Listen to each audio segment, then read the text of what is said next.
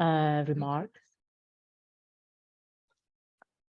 So first of all, we are recording the session, and the slides and the webinar recordings will be made available to all of you at the end, shortly after the session. And also, please feel free to send us any questions using the Q&A function in the control tab of your screens. So, so yeah, without further ado, Miriam, do you mind going to the next slide, please? Thank you.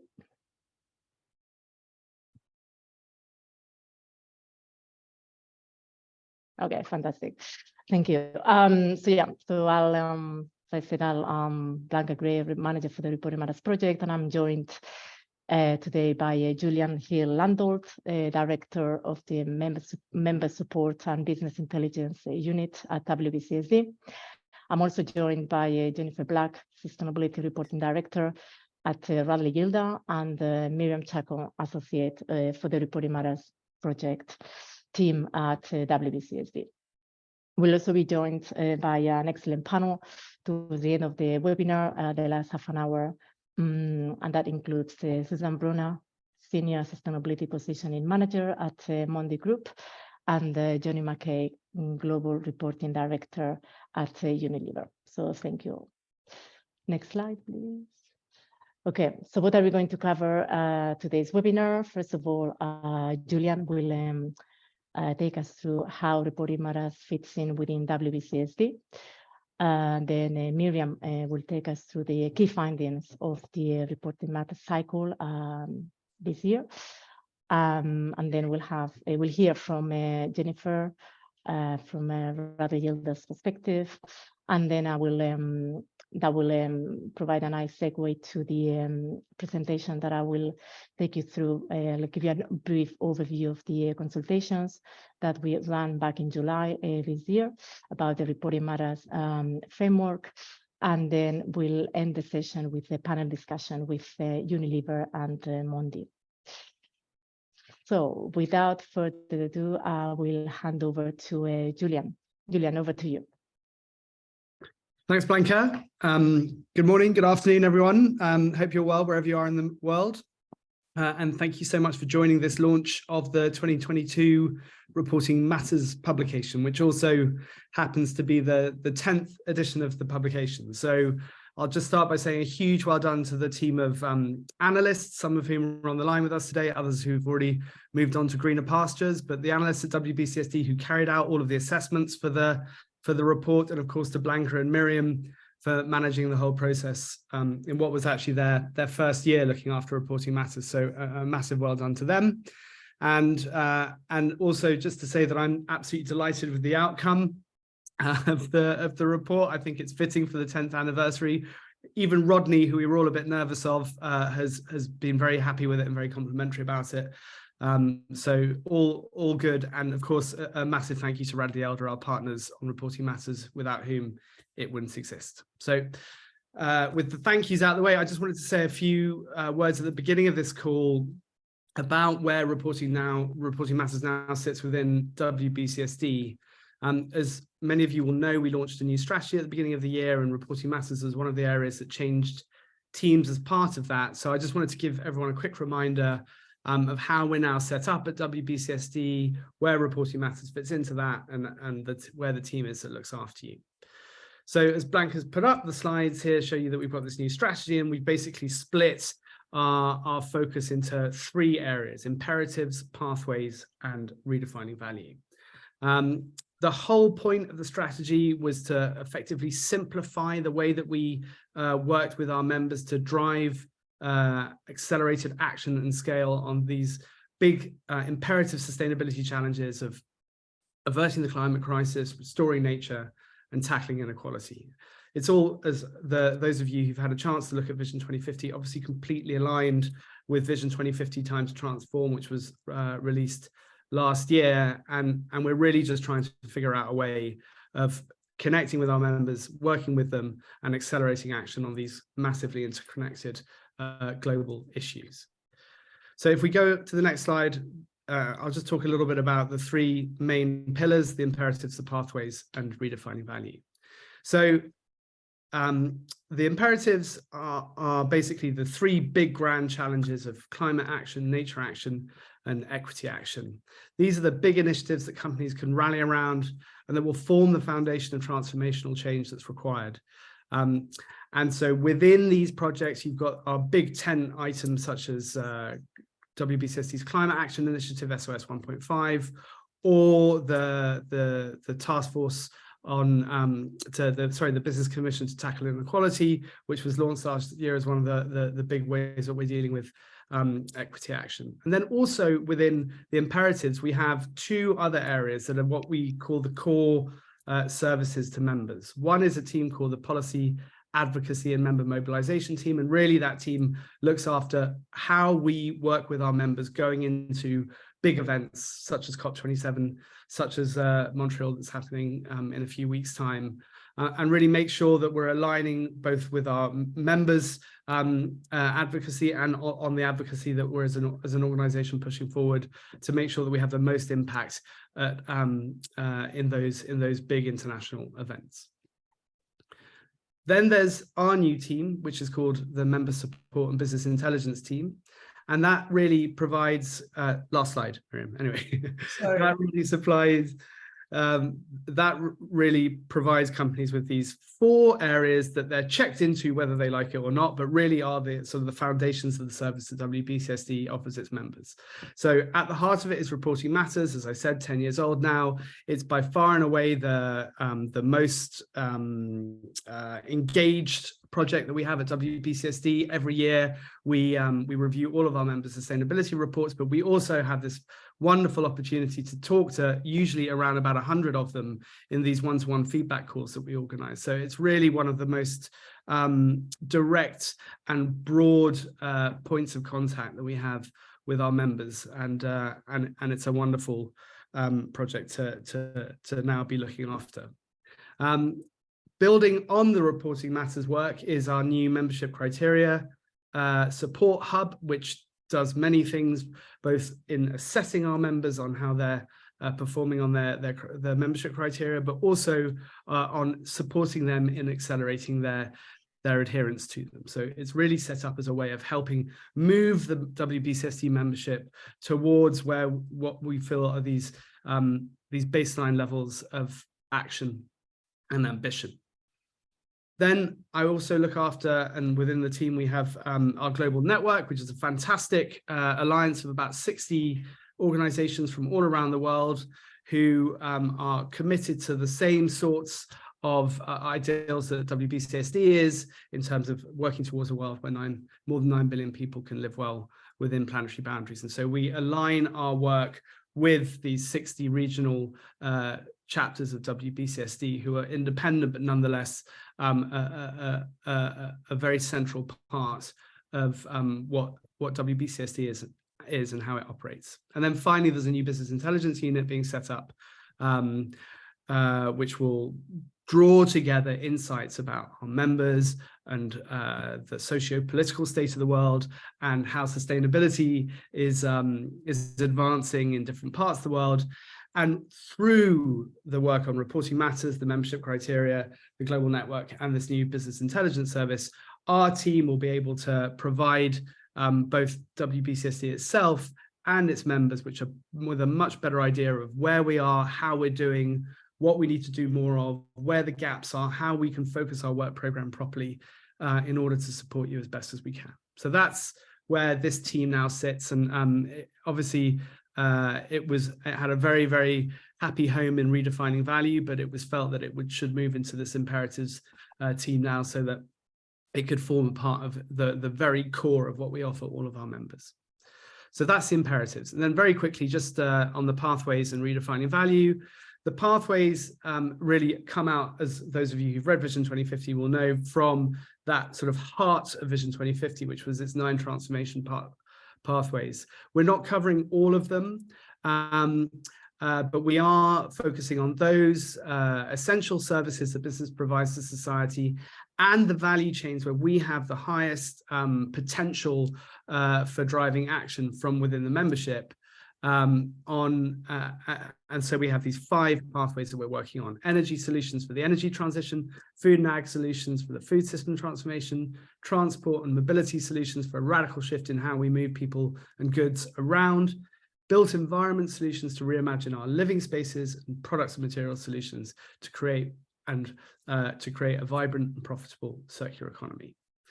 And that team is being led by Diane Holdall, for those of you who know Diane. And then if you move to the last slide, Miriam, redefining value now being sort of reimagined under new leadership from Pepijn. Rodney, for those of you who know him, has become WBCSD's COO. So he's got a huge amount on his plate. And so we brought in a new leader for redefining value called Pepijn Wrijvers, I hope I got that right, from the Netherlands, and who used to be at Booking.com. And so his job is going to be to continue Rodney's fantastic work, but also to see how we can approach it from slightly different angles, given his huge wealth of experience from the tech world and from being a true disruptor. But its mantra is still the same. It's that capital markets can unlock the speed and scale of action that we need to see by rewarding sustainable businesses with a lower cost of capital. And so Redefining Value's work program is going to continue to support these vital global efforts, such as the TSFD, the TNFD, and helping those kinds of organizations, as well as helping our members, to bring a financial perspective to transformation agendas such as the food system.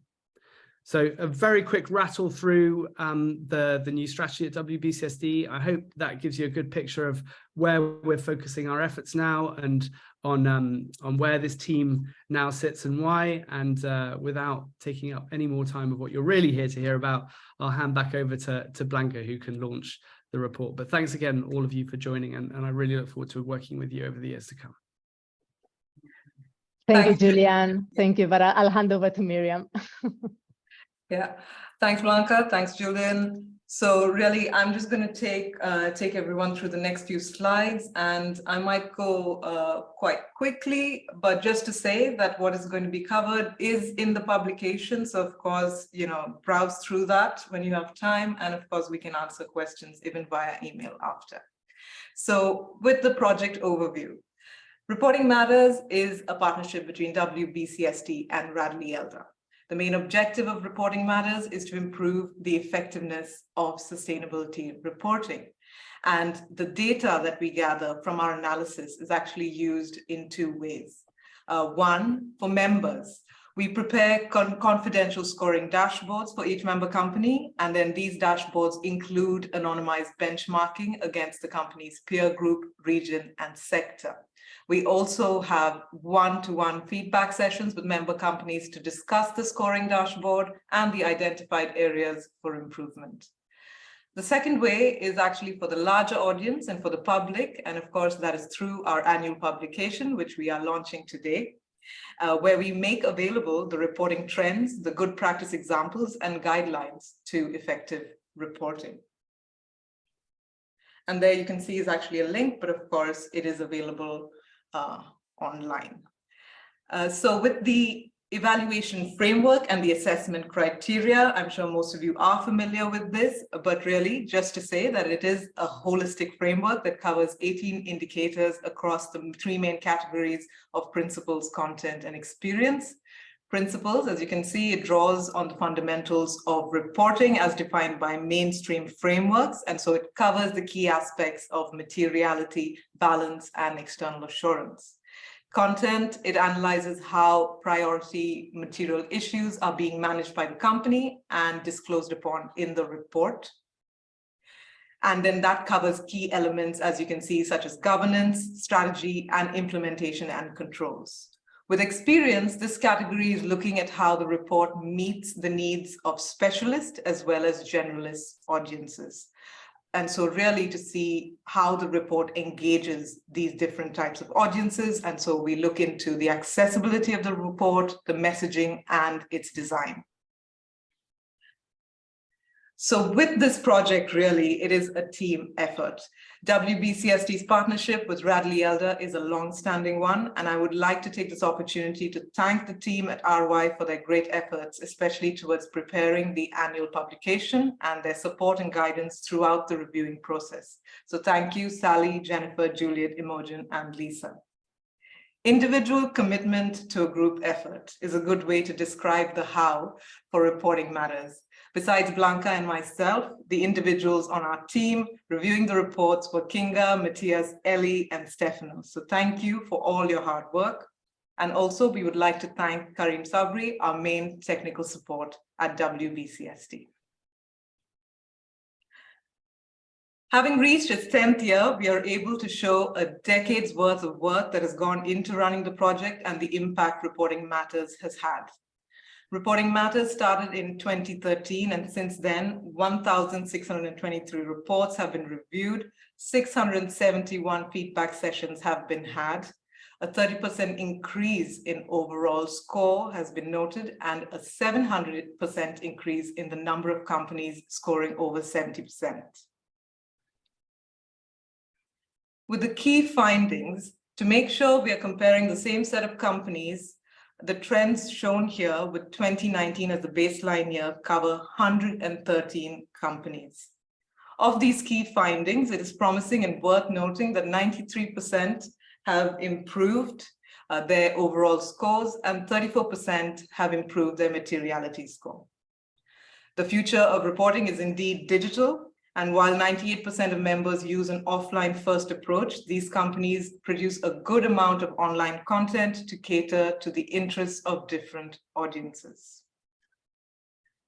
I'm quickly moving on to the next one because I am conscious of time. And so really, what's material? Materiality sits at the heart of sustainability reporting. I'm sure most of us would agree. And from our 2022 analysis, we found that 98% of our companies undertook a materiality assessment process.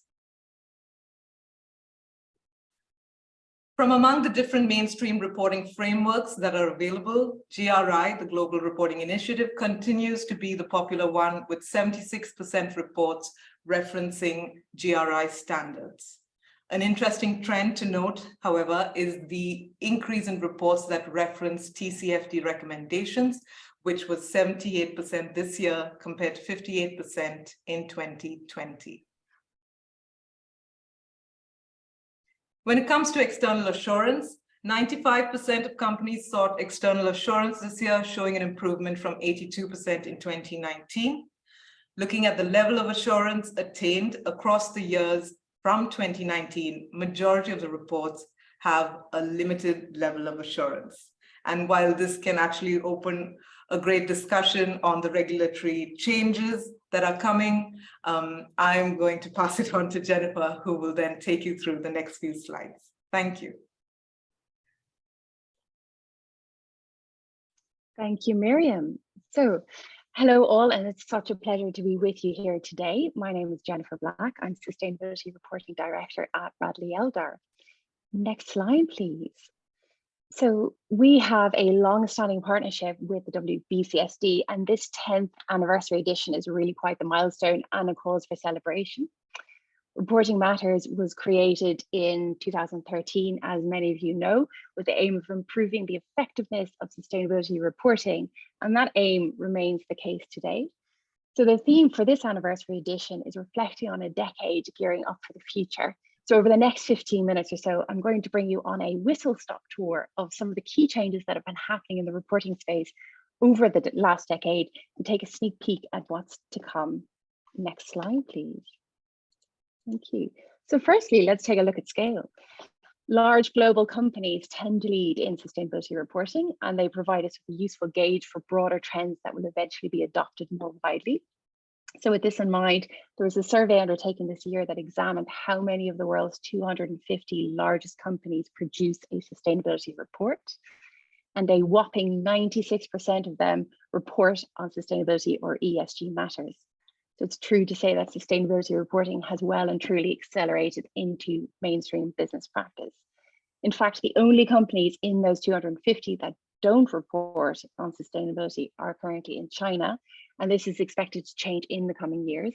Reporting regulations were introduced this year in China from mid-June, stipulating that listed Chinese companies must now disclose environmental and social information. So that gap is closing. Next slide, please. So this leads me to my next question. Why report? What's driving so many businesses to report? We've got reputational drivers, communication ambitions, meeting the needs of employee expectations, regulatory obligations. There are literally so many things I could have put on here, but essentially the primary purpose of a sustainability report is to communicate relevant and useful information to stakeholders in order to empower decision making. And ultimately, the aim is to build understanding, engagement, and trust with your stakeholders. And of course, to communicate what is genuinely important to you as a business, rather than simply running through a checklist of responses to standards and disclosures and so on. Next slide, please. So as mentioned, primary driver for businesses to report is the regulatory landscape, which is undergoing a period of significant change at both a global and a regional scale. And the last few years have been building up to this moment of convergence of reporting standards and frameworks. And I think unless you've been living under a rock, you couldn't have missed this. But 2022 has really been a bit of a game-changing year in sustainability reporting regulations. So this year alone, we've had 3 important consultations on non-financial reporting standards published. At the global level, we've had the International Sustainability Standards Board, also known as the ISSB, propose global sustainability related disclosures. At the regional level, we've had the EU's CSRD sustainability standards, which were recently finalized. And in North America, the US SEC's climate disclosure proposals were also issued. And as I mentioned, there's also been reporting regulations introduced in China. But I want to focus briefly on the ISSB, which aims to create a global baseline for sustainability reporting standards by harmonizing the standards and frameworks that are existing in the market. It's seeking to create this global baseline for sustainability standards to give us essentially consistent, comparable, decision useful content with year-on-year comparability. And this change, the idea is that it will help level the playing field for businesses and give users, readers, a better chance of understanding what they're reading. So these new standards will be a consolidation of 5 reporting standards: the CDSB, IIRC, SASB, WEF, IBC metrics, and TCFD recommendations. I'll just take a breath for it. So all of these standards are consolidated into the ISSB, and this ISSB will become mandatory over the next 5 to 10 years, if not quicker. And ultimately, our aim is that we will have one set of standards for reporting to the investor community on enterprise value and related information. But the key point here is that once finalized, these developments will move us away from a world of voluntary disclosure, where it's up to a company to decide what it wants to say, and into a mandatory reporting environment where the company is told what it must say. However, a note of caution here is that these regulations are primarily focused on the investor audience, so we must be mindful not to forget about our other wider stakeholders. Next slide, please. So materiality, the next key change I want to pick out here. Interestingly, a key finding in our very first reporting matters back in 2013 referred to the fact that materiality was underutilized and required more attention. So if we fast forward 10 years, the landscape has changed dramatically. Move over standard matrix, double and dynamic materiality are the new kids in town. Next slide, please.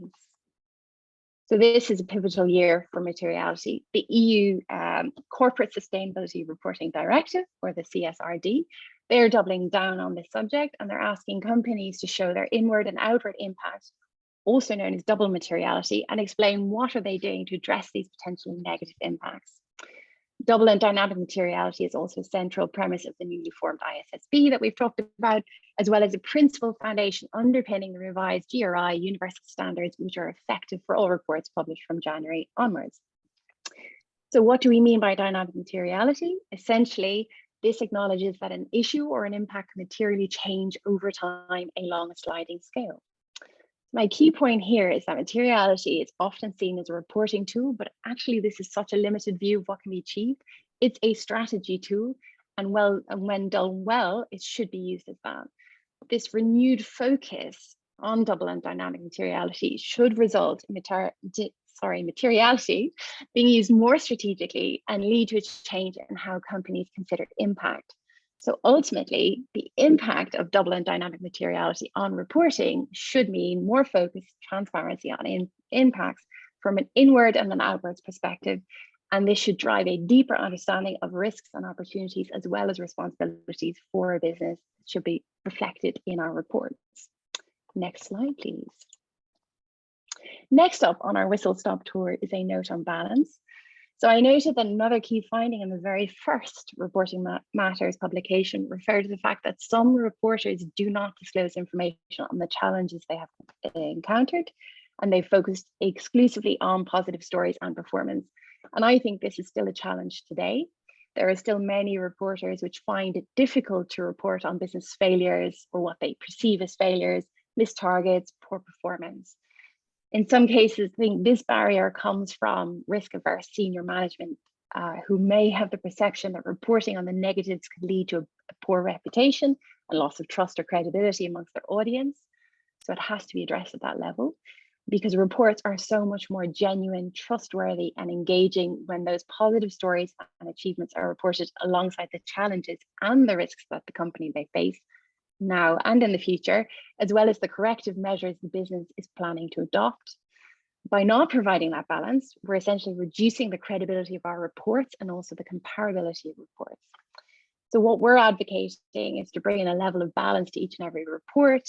As I said, building that credibility with your audiences, but also setting the standard for other reporters to follow. And being transparent and open about aspects that haven't gone as well, and sharing those experiences also offers the opportunity for others to learn from our challenges. So the rise of assurance of sustainability information, changes in the materiality approach, and the harmonization of regulatory frameworks should help in part address this challenge of balance. So this leads me on to my next slide. Thank you, Miriam. And another pressing issue, that of the ESG versus sustainability hot debate. The ESG, I'm sure most of you know, it stands for environmental, social, and governance. Within each of these three pillars, there sits a number of factors or topics that relate to the environment, social topics, and issues of corporate governance, for example. But it is a term that is being used interchangeably with the word sustainability, and I don't think that's quite right.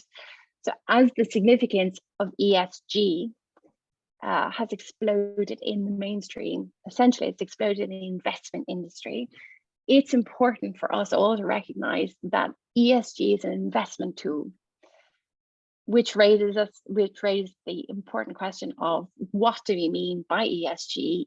Is it the same as sustainability? And just what are ESG ratings actually telling us?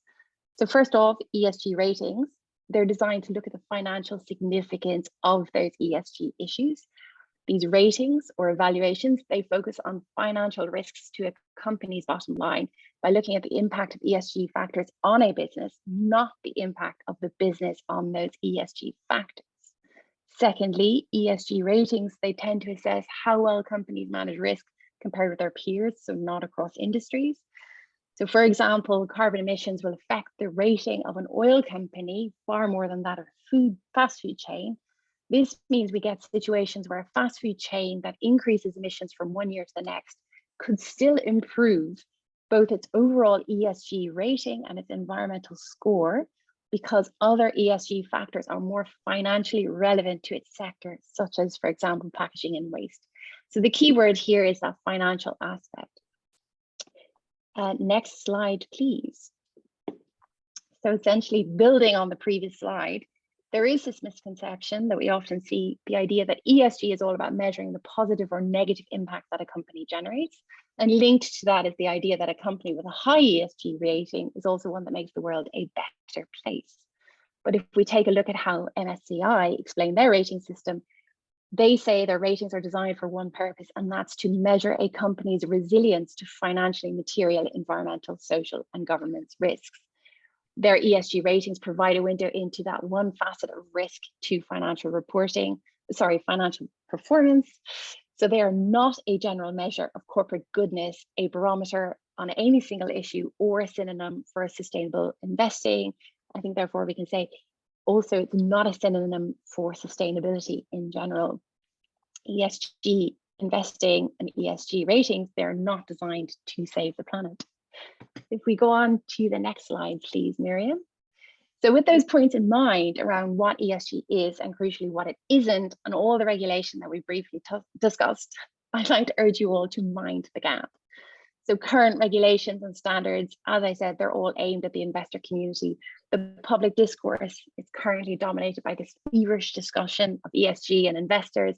And while they are important stakeholders, let's not forget about our wider stakeholders who are looking for and increasingly not finding information on topics that are relevant to them, be it current or future employees, not-for-profits, government bodies, and so on.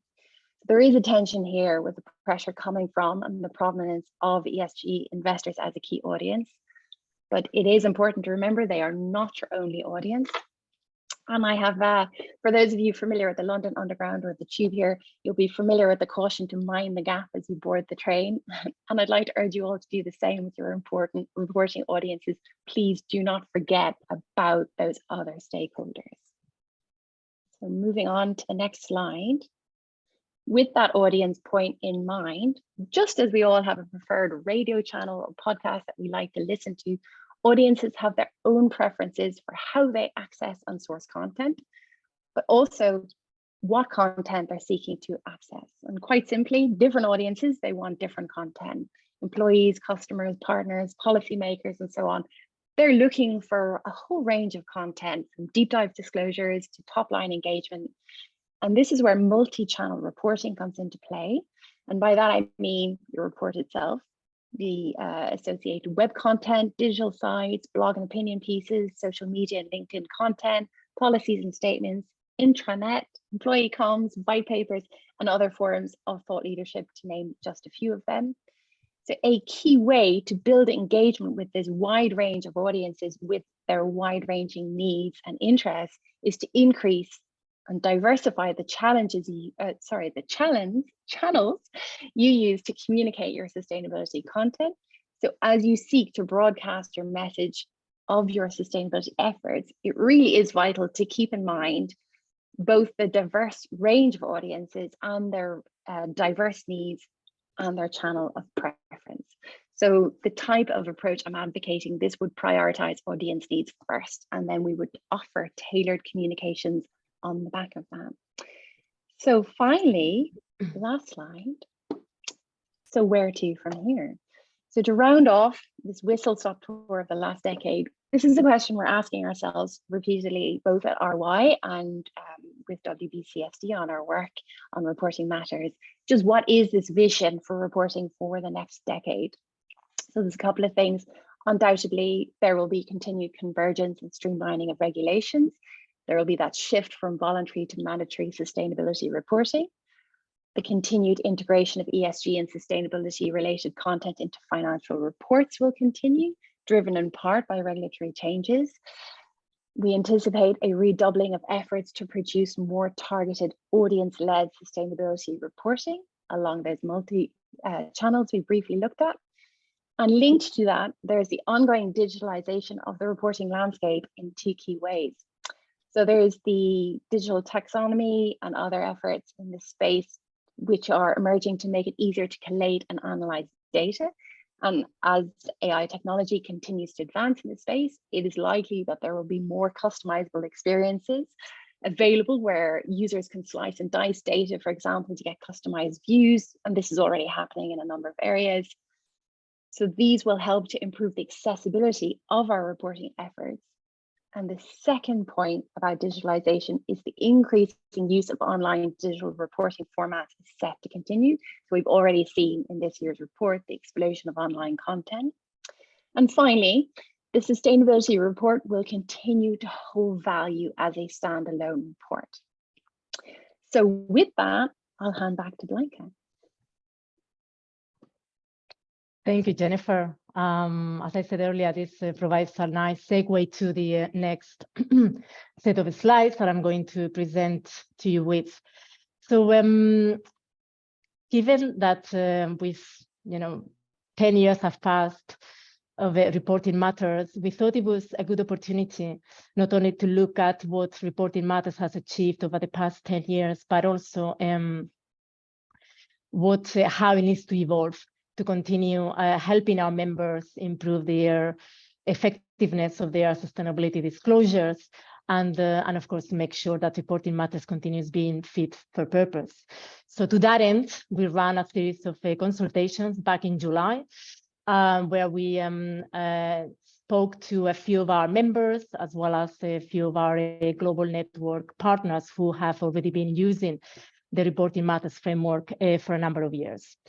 The questions that we put to the participants were as follows. They were mainly can be sort of encapsulated into 5 main themes. The first one was questions around the value of reporting as an enabler for change. The second theme was around measuring the effectiveness of audience engagement. The third theme were questions around the changes to the regulatory landscape happening at the moment and being implemented in the next very few years.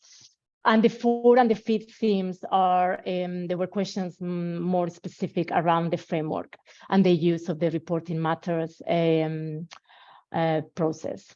So as you can imagine, a healthy debate was sparked around this set of questions. So we thank you again to everyone that participated. Next slide, please. Okay, so if we're going to, if I'm going to summarize the feedback that we heard from the companies that participated in these consultations, as well as those that responded to a survey, we can again sort of encapsulate the feedback into 6 main themes. First of all, yes, we heard there is an appetite for change, particularly coming from those companies that, you know, they are more mature in their reporting, sustainability reporting disclosures. Secondly, absolutely, that chimes with what we've heard from Jennifer. Upcoming regulatory developments are certainly a key concern for members who participated in the consultations, as well as those who responded to the survey.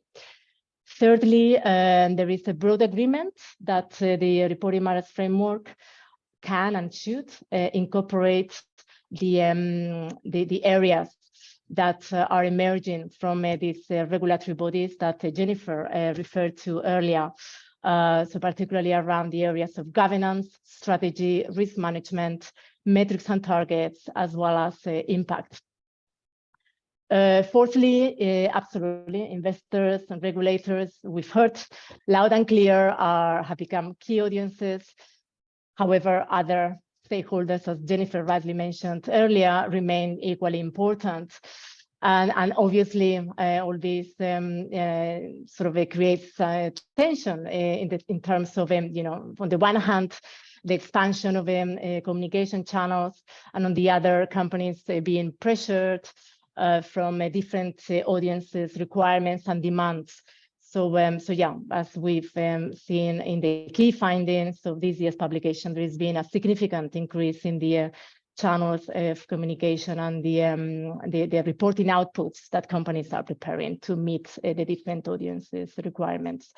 And finally, we've heard repackaging data, consolidating of data is obviously a trend also that is on the increase. Next slide, please. Okay, so this is what we've mainly heard in a nutshell from these consultations. So now the question for us is, so what are the key trends for Reporting Matters to respond to? Because obviously it's not only what we hear from our member companies and individuals we've been consulting with, but also what key trends are taking place that we need to consider in order to you know, to evolve the Reporting Matters framework moving forward. And this very much chimes with what Jennifer has been mentioned. So the regulatory developments are coming into effect. So this will drive change in the way in which companies are expected to organize their sustainability disclosure. Therefore, Reporting Matters needs to adapt and reflect those changes. Secondly, business reporting practices. We are seeing absolutely there is a move towards a more integrated way of reporting. However, what we are seeing still sustainability and financial information sitting side by side in reports, in hybrid reports, or through separate reports. Obviously, on top of that, new disclosure obligations are emerging, such as standalone TCFD disclosures, human rights commitments, etc. Third trend, audiences and communication channels. So as I said earlier, tension between the different, a greater range of audiences, requests and demands that companies have to meet in terms of their sustainability disclosures, hence, and therefore increasing the sources of communication, of channels of communication and reporting outputs. So obviously that's another trend that is not a new trend, but it's something that we are considering as well when developing the Reporting Matters framework. And finally, something that we are very mindful of is the different maturity levels across our membership that we also need to consider and take it into account when evolving the framework. And the final slide that I want to show you is given these trends, given what we've heard from our members, how Reporting Matters can respond specifically in terms of the framework to these trends. So on the one hand, regulatory developments. We can certainly strengthen criteria to prepare members for these regulatory changes, and particularly strengthening the criteria that is already within the Reporting Matters framework, such as governance, strategy, risk management, metrics and targets, as well as impact of reporting. Secondly, how a Reporting Matters framework can actually be responding to the reporting practices that we've seen. So, and this is something that, again, is being alluded to by Jennifer, so it's enhancing the materiality criteria that is already part of the framework to help members report on internal as well as external impacts, both negative and positive. Third way in which Reporting Matters the framework can respond to the trend around diverse audiences and communication channels.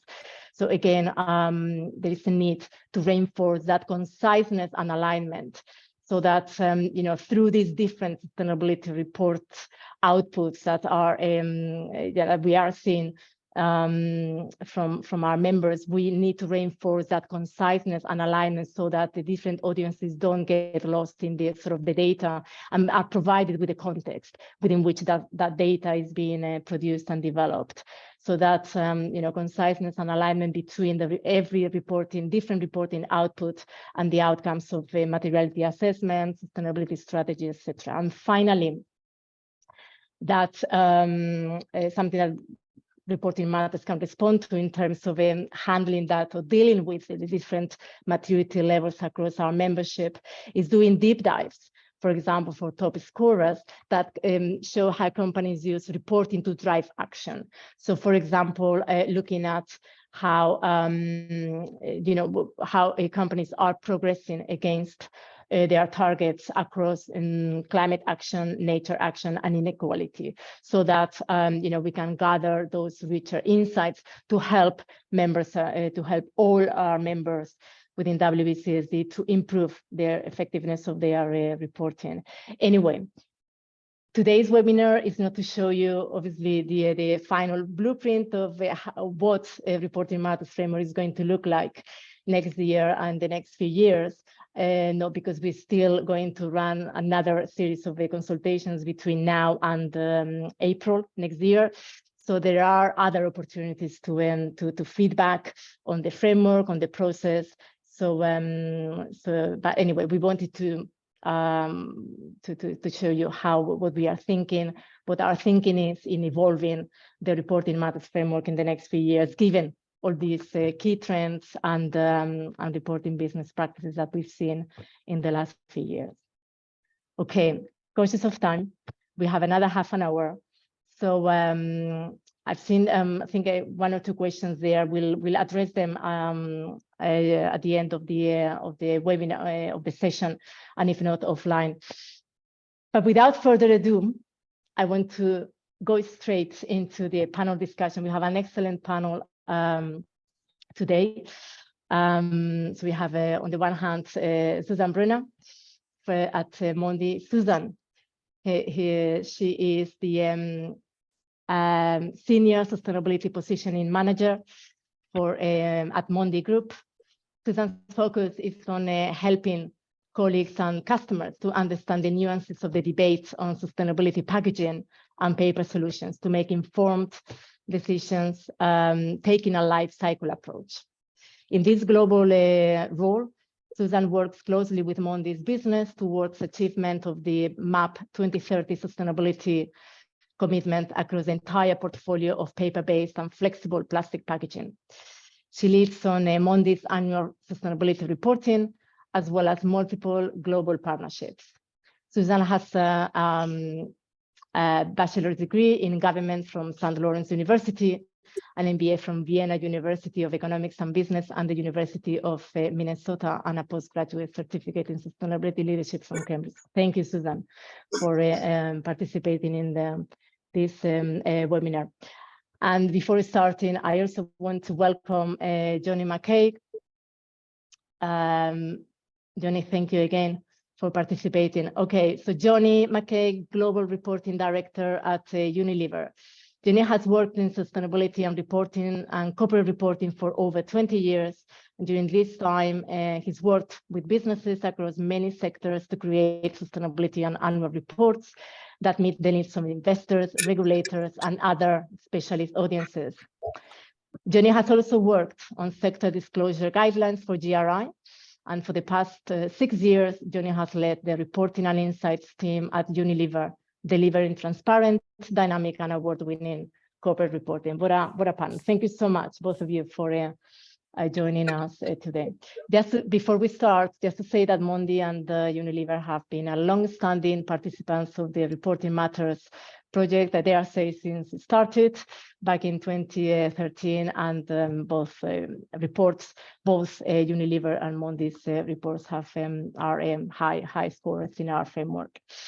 So welcome. I'm going to start with you, Susan, with the question around, this is very much question around audience-driven reporting. It's something that we've discussed at length at our consultations back in July, and also obviously something very pertinent in today's sustainability reporting. So we've heard in our most recent consultations that investors are becoming a priority audience, while other audiences remain equally important with regards to how data is presented. This increase in information requests has led, as we've seen in this year's publication, to an explosion of a massive, significant increase of online content. So how, Susan, how has your sustainability reporting been affected as a result of these developments? So thank you very much for the invitation, Blanca. It's a pleasure to be here today with everyone. In terms of how our reporting has evolved over the years, I think it's important to say we publish an online SD report for several years now. We also publish an integrated report at the same time. And of course, have all the updated content on our website, including normally a sort of landing page or a page summarizing our reporting approach for that year and the results.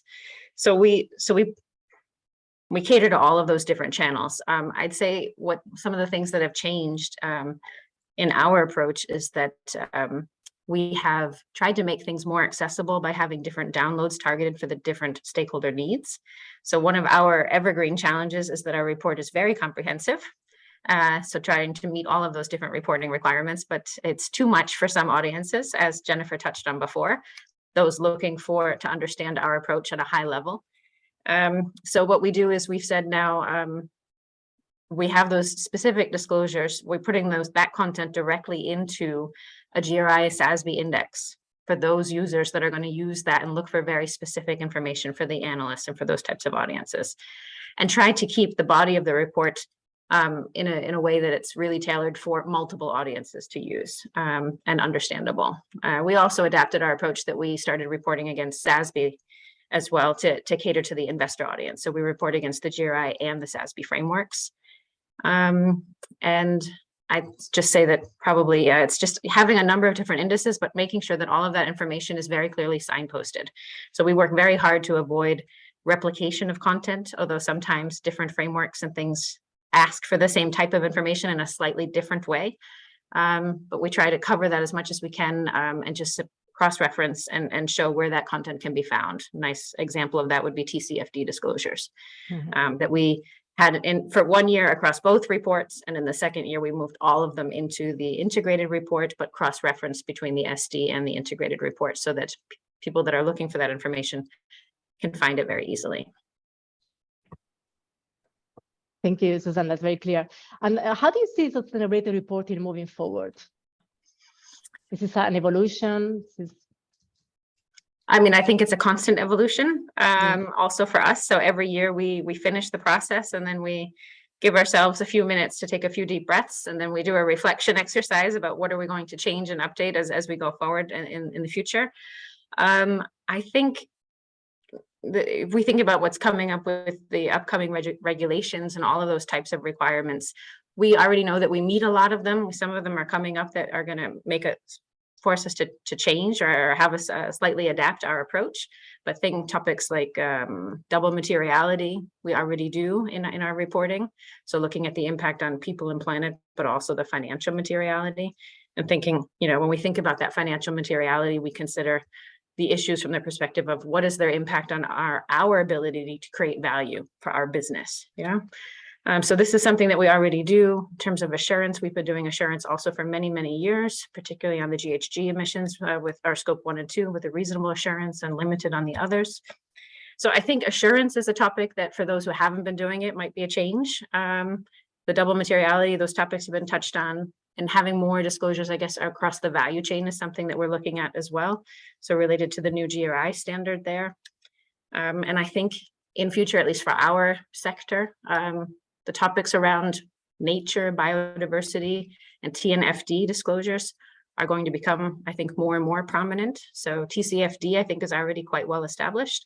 And also there, we need to continue to refine our approach. But yeah, so those I would think are the biggest topics in the future. Yeah, no, thank you, Susan. Johnny, can I go to you now? We would like to hear from you as well. How, given all these key trends that we've heard in the earlier presentations, and the tensions between the different, having to meet different audiences, and having to develop targeted audience reporting, how sustainability reporting at Unilever being, how the approach has been adapted to cater for all these developments. Well, of course, so happy to answer that. Thanks for inviting me as well. Really great to see Reporting Matters go from strength to strength. I remember 10 years ago speaking to Rodney about this project that he wanted to set up. So it's really, really cool to see it still going and going strong. And I think the next few years are going to be very exciting for you guys. So look forward to seeing where you take it. In terms of our reporting and how we see it at Unilever in terms of audiences, well, the first thing to say is the annual report is always has and always will be our kind of core report.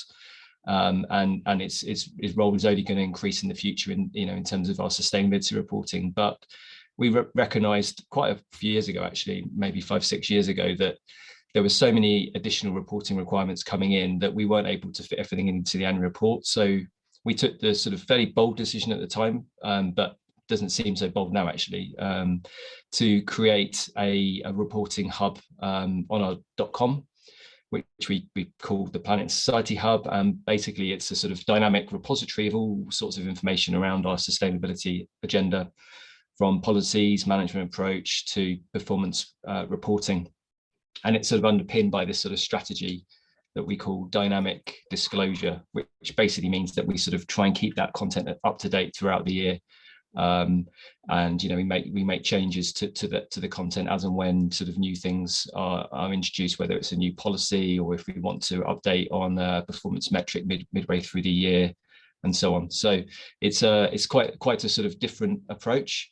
And we know we have to sort of look quite carefully at this way of reporting as the new requirements come through. But we are confident that taking that approach does address the challenges that you highlighted around audiences, because if we simply just look at analytics based on the amount of people that actually visit our annual report or download our annual report PDF, which is around about 100,000 people, over a 12-month period. In comparison, we get about 1 million people visiting our sustainability pages. So, I mean, a massive difference in the number of people who want that extra level of information and content. And I'm pretty sure they're not all investors, those 1 million people. So I think that kind of goes to prove that there is demand for this extra disclosure. And the question we need to think through in the coming months is really, how do we sort of continue to provide that information that sort of might not sort of find a place in the annual report, at the same time as obviously upping our disclosure through the annual report with all the new requirements coming in. Thank you, Johnny. How does that fit? It's very interesting what you talk about when you talk about dynamic reporting. How does that fit with integrated reporting? Yeah, so I think they're actually separate for us. Integrated reporting is more of a sort of a principle that guides how we integrate sustainability into our annual report, whereas dynamic disclosure, it's not. Some people might sort of think that's sort of continuous reporting, you know, somehow sort of, you know, an always-on reporting model. It's not. It's just being, I guess, reactive to the sort of fast-changing nature of sustainability. You know, within a company like Unilever, and I'm sure in many of the member companies, a lot changes quickly in sustainability. You know, new things are happening all the time. We want to make sure that our content is as up to date as possible. And so dynamic disclosure as a strategy through our website allows us to keep the content around our sustainability agenda fresh and up to date. So it does require more effort, but it's helpful because it means that we are able to sort of, you know, always kind of keep the information up to date, whereas a sort of, you know, standalone PDF that you might publish once a year can't do that. So it does work well. It has served us well up till now, but obviously as we look forward, we need to sort of reflect on the new regime that is going to come in and how that will work with ISSB and the others. Indeed, thank you. And that takes me to the next set of questions. I'll go to you, Susan. Upcoming regulation has been talked about endlessly, right? So regulatory landscape is evolving and transitioning from a voluntary to a mandatory reporting potentially, well, in the next 3 years. We've already heard from EFRAG that, you know, the first reports are being expected in 2025. So what changes are you making or planning on making in light of these developments? Yeah, I sort of touched on this already with my last answer. I think one of the things that we're definitely changing this year is that we're doing more on our disclosure around the value chain and our value chain engagements in line with the GRI. You know, when I think about ISSB and sort of building on the TCFD, of course, we're going to continue to refine our disclosure there and looking at the guidance there with the TCFD. In terms of assurance, we are also, we're looking at expanding the reasonable assurance we have. So until now, it's been on our pulp and paper mills, also extending that to our converting operations. So those are some of the things that we're looking at this year to adapt. I'd leave it there. Yeah, absolutely. No, definitely, this is what we are starting to see as well when we've been reviewing this year's member reports. Johnny, can I ask you the same question as well, please? Yeah, I mean, there's so much to kind of get our heads around. We're like Mondi, I guess, very, you know, large business across many markets, and trying to just figure it all out is quite a big job on top of actually producing reporting, each year. So yeah, there's a lot to get our teeth into. I'll give you some sort of macro sort of things that we're thinking about on top of the things that Susan mentioned, obviously. So, you know, one of the things is obviously sort of this relationship between the existing voluntary reporting that we do, which is quite significant already, and all the mandatory requirements, and trying to sort of figure out what effectively what are we already reported that can meet the new requirements, and where are the gaps. So that's a massive gap analysis exercise that we're doing across the 3 different sets of requirements that are going to land on us. And then I think the second thing is sort of, you know, trying to figure out what the role of the annual report is going to be, you know, over the next couple of years in relation to all these other sort of voluntary or supplementary disclosures that we do outside the annual report, to my earlier point around the role of the website, and trying to sort of almost not reconfigure, but sort of recast the role of the annual report, because there are going to be a huge amount of extra disclosure requirements put into it, and we need to be very clear about what its job is. It's clearly a mandatory reporting, document. But if we're not careful, it will just become a repository. So we're trying to think through what does that look like, so that we're sort of meeting the needs of investors and other stakeholders, and around that, we continue to maintain a fairly sizable kind of presence in terms of online content, to provide that extra level of content that some stakeholders, to be honest, prefer, because you can do more with it, in terms of communication and showing more dynamic content. And then I think the third piece, which is more of a kind of sort of a hope, or sort of a wish, which is reflecting on sort of the role that technology might play in making all this a little bit easier for us. And I know there are technology solutions out there that are going to sort of, hopefully sort of make some of this reporting a bit more streamlined. And the one area that we're particularly sort of focused on and concerned about is the sort of ESG rating agencies, and how they will align with the new regulations, whether or not there are sort of technology solutions that can sort of help, effectively, by sort of, meeting the requirements. You also meet the ESG raters information request. Not aware of many tools that actually do that at the moment, but that's certainly something we'll be looking into, because I think, with the sort of the significant increase in the amount of content that we're going to be producing for the annual report, we need to find a way to, better sort of, share that information. And I think technology will be one of those ways.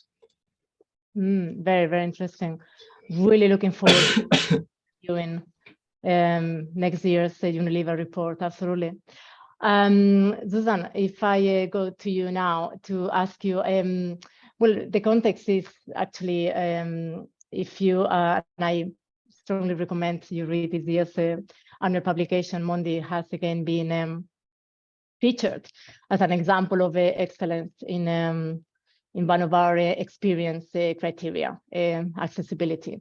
And obviously, we've also, as part of the publication, we interviewed Susan in terms of the, the ways in which Mondi is used in their reporting ecosystem. So the question to you, Susan, so where does Mondi see and would like to see improved ways of engaging audiences on sustainability information moving forward, particularly looking at, the good work that you are doing in terms of accessing and reaching out to different, to meet different audience requirements? Mm-hmm. Yeah, I mean, I think Miriam sort of touched on that in her presentation, as did Jennifer, with the future is digital. And then I think, Jennifer, you said future is multi-channel. I would say that, for me, it's hybrid. It's all of those things together. So there is this immense need to stay up to date and get that information out there to our audiences online, through social media and so on. And at the same time, we still see a lot of value in having an annual report, an SD report, that allows us to go a little bit deeper into the sustainability aspects outside of the integrated report, and have that one point of truth. And then leveraging that content on our website, but on social media and so on later across the year as well. So we take sort of a two-pronged approach to that. But I think for me, it's about the accessibility of the information. We're providing so much, and I listened to Johnny as well. So much information is out there that we have to be considerate about not taking the internal lens, thinking about our own frameworks and how we're reporting on this and what bucket those topics fall into, but thinking about the external lens, about people who don't know us that well, but are looking for information on nature or on forests or on something, on sustainable products, and how are they going to find the information that they're looking for. So here I'm thinking, for example, about our website and how we set that up, but also for the reporting itself, trying to take that lens of the external view and not falling into the trap of this is how we're structured internally, so this is how we're going to provide that information to our audiences. I think that's one key aspect to cover. The other one is, of course, it's sort of the basics in terms of communication on anything, but we also are, in terms of accessibility, trying to be very careful about jargon, and we all love our acronyms and our abbreviations. Jennifer, you think you had like 7 in a row when you're talking about the different frameworks. It's the same thing for us too. We have a lot of technical experts in our team, and topics are very technical, also thinking about the disclosures, but we do want to meet the needs of all those different audiences. So we need to be able to convey those messages in a simple manner. That's often quite challenging, but we also don't want it to ever be perceived as, God forbid, greenwash or just blah, blah, just stories, just nice little stories about what the company's doing. So we do put a lot of focus, particularly in our reports, on the balanced reporting that was brought up by Jennifer, where we have had challenges internally that we've been told we are too balanced, that we are almost, too transparent, almost naked, more or less, in our reporting, what we're putting out there. So it is, of course, walking that fine line to meet the needs. And otherwise, I would say what we do in terms of accessibility is, of course, keeping those, trying to bring those specific examples to life. So the use of case studies is still, even if they're not part of your reporting requirements, I think they're an essential part of bringing in those other voices, the external and the internal voices, but bringing those certain topics to life in a very simple way. And then also dealing with the fact of limited space in a report. You can, again, use those multi-channels to just tease, to have the first part of those stories in the report themselves, and then refer people back to your website for more content. So using all of those different channels in terms of accessibility. But I think with the flood that we are providing of information out there, it really is that signposting and taking that external lens, helping the people to find the content that they want to find, and putting it using appendices as much as possible. So we do have a number of them. It's in a reporting hub. You can find them all at a glance. Whether it's an SDG index, a stakeholder engagement index, our reporting, our performance tables, that you can find all of that when you're looking for it, but knowing which content you need to elevate to a higher level so that it's more easily found on the website. That's, I think, the direction of travel for us. No, super interesting. Thank you. Follow-up question, if I may. How do you think organizations like ours, WBCSD, can support companies in improving that accessibility? Well, you have that external lens, don't you, Blanca? Yes. So you're not blinded with the internal lens that we have in our organizations, and so close to our topics. So you already do help us a lot with the fact that you have an external lens, and you look at it and you give us the guidance with the reporting matters to have that view of the different topics and the different focus areas that is covered under reporting matters. I know that for us, the conciseness topic has always been a challenge, and probably always will be. But I think it's already having this type of a platform to really show that reporting is significant. It adds a lot of value to your organization. It's not just an exercise that has to be done as an academic exercise once a year to meet some legal requirements. It actually is a really big part of our business proposition that we're putting out there, that we're positioning our business as a sustainable business for investors, for customers, for suppliers, for employees and future employees. So it's the employer branding aspect. That when you're a business like Mondi, B2B, that's not necessarily the name like Unilever that's known by everyone, you need to have that appeal. And we do find that our performance and sustainability is very appealing, particularly for future employees, for example. So this sustainability reporting definitely supports all of that. And we're, of course, pleased when we get recognition through Reporting Matters as the top performers. And I think we received an award about 2 weeks ago as well in the UK for best ESG report for the FTSE 100. So it's nice to see that recognition as well for all the effort that goes in. Yeah, absolutely. Congratulations on that. But yeah, you mentioned something really a very important criteria within our framework, that conciseness and alignment, which is going to become, or is becoming already, even more critical. Particularly in light of all these, different reporting outputs that we are seeing from members. So yeah, thank you for that. Going back to you, Johnny, for the last set of questions. Just to give everyone a bit of a context here. Again, I recommend you reading Unilever's reports for the last few years. we usually highlight, feature the Unilever's report for excellence in terms of their robust description of how Unilever manages and oversees sustainability from the top. So that takes me to that question around balance. So how, Johnny, how can we maintain the integrity of reporting in a world where greenwashing may be a risk? Yeah, well, it's a very good question, very relevant. I think, I mean, balance is something that's sort of baked into the UK reporting requirements. There's this principle called fair, balanced, understandable. So we are sort of by law required to ensure that our reporting is balanced. But of course, you know, that's individual companies interpret in different ways. Within Unilever, we do take a sort of very top-down view of this principle, and we apply it, you know, quite literally and diligently by, for example, requiring our leadership exec or exco to sign off on really the public narrative around our sustainability progress, around our commitments. They do a fair, balanced, understandable check of our annual report before it goes to the audit committee. And we also require our senior management to sort of effectively own specific bits of the report, so that they have accountability and they understand what's required. And on top of that, we have an internal validation team who do checks and making sure that all the statements can be backed up with evidence, and that we are being balanced and accurate in the reporting. And then, of course, the assurance. So there are a lot of checks and balances at sort of all levels of the reporting process. But as we sort of look to the future, and I think we're all going to be sort of